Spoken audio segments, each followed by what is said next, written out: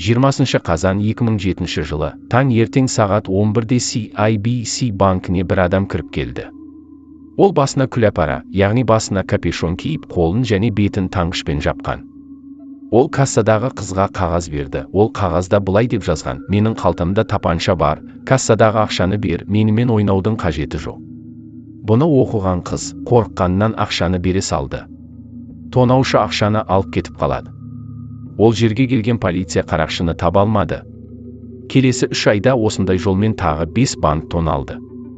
Қарақшы бетін таңғышпен немесе жасанды сақалмен болған. Қарақшы банктен ең көп алған ақшасы $2000 еді. Полицияның ойынша қарақшылар әлі тағы банктерге келуі мүмкін еді.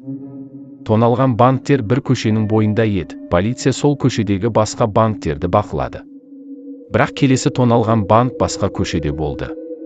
Осы жолы банктегі бейне бақылау